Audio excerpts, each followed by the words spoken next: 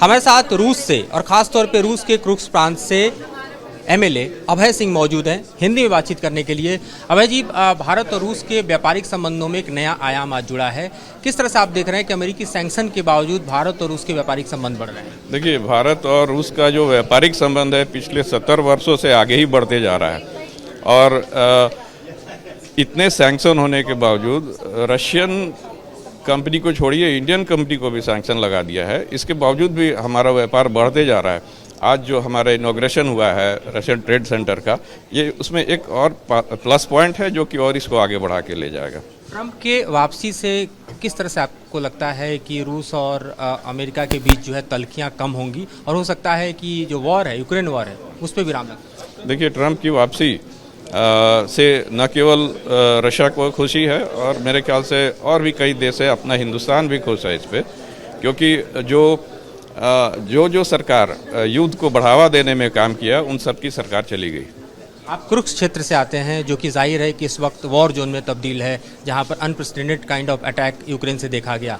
किस तरह से वॉर वहां पर एस्केलेट कर रहा है और क्या स्थितियां देखते हैं? देखिए, वह तो हमारे स्टेट में आया है, लेकिन अब उसको रोक दिया गया है। थोड़े धीरे धीरे वो पीछे भी जा रहे हैं और इसका कारण धीरे धीरे ये है कि वहाँ पे न कि यूक्रेन की सेना लड़ रही है, वहाँ पे तो सारे नेटो के सेना लड़ रही है।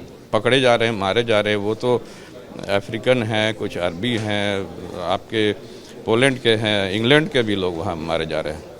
रसिया ने नॉर्थ कोरिया से भी सेना ली है, ये अलायंस कैसे देखते हैं आपकी रशियन फोर्सेस को? इस पे हम टॉपिक पे अभी नहीं बोलना चाहेंगे। Thank you. एक आखिरी सवाल कि भारत और रूस के संबंधों में देखें तो चूंकि आप ऐसे भारतीय मूल के हैं, हिंदी में भी बात करते हैं और संबंधों को गहराई से देख रहे हैं, किस तरह से आपको लगता है कि एक नया ग्लोबल ऑर्डर जो है वो क्रिएट होता जा रहा है G20 के बाद खासतौर से? देखिए, हम पहले भी कई बार इंटरव्यू दे चुके हैं, उसमें मैं बोल चुका हूँ, भारत अब वो पुराना भारत नहीं रह गया है जो कि 50 साल पहले जिसको देखा जाता था भारत एक कृषि प्रधान और गरीब देश है, वैसा नहीं रह गया। भारत की ताकत बहुत बढ़ गई है, इकोनॉमी बहुत बढ़ गई है।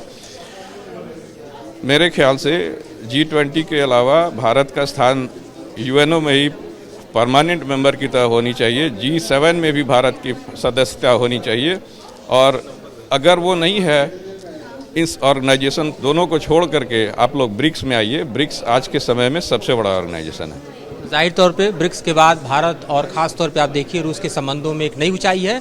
और अगर आप ग्लोबल ट्रेड के ऑर्डर में देखें तो भले ही अमेरिकी सैंक्शन लगातार लगते जा रहे हैं, लेकिन भारत और रूस के संबंधों में खास तौर पे व्यापारिक संबंधों में कोई कमी नहीं आई है, बल्कि और सुदृढ़ होता जा रहा है। पुलिस विकास राय के साथ मधुरेंद्र कुमार, न्यूज़ नेशन, दिल्ली।